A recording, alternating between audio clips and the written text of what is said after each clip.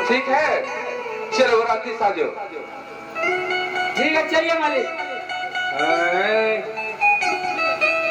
कीर्तन चले सकर कन की गजरा, कीर्तन चले सकर कन की, कीर्तन चले सकर कन की गजरा, चले सकर कन की।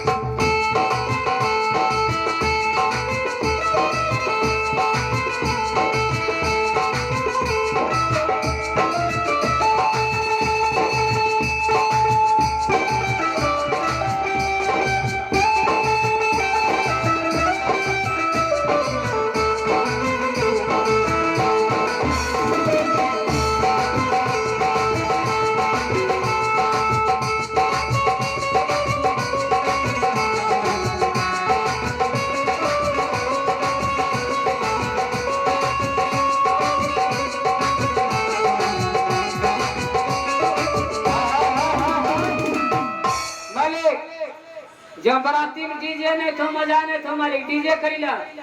अरे डीजे कर लो और कुछ अपना पार्टी भी कर लो।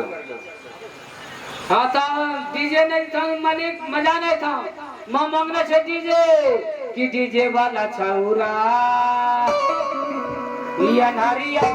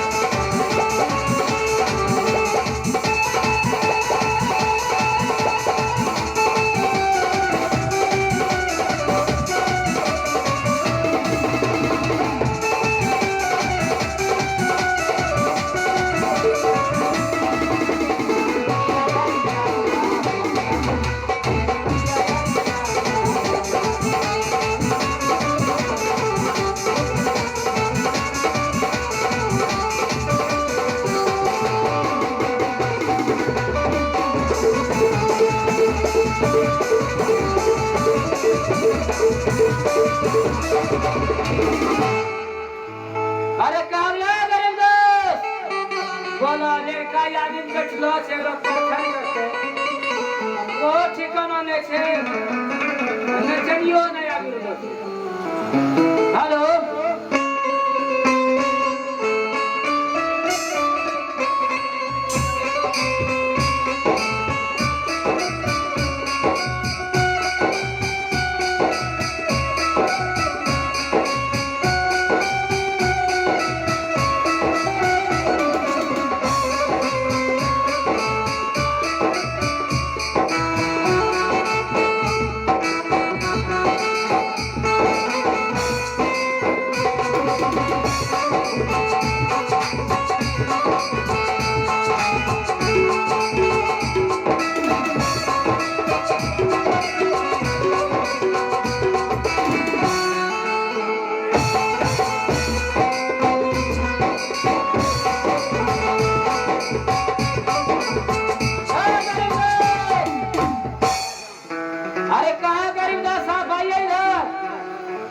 कमाले गरीबदास है उसको क्या कहते बोलिए गरीबदास इधर आइए आप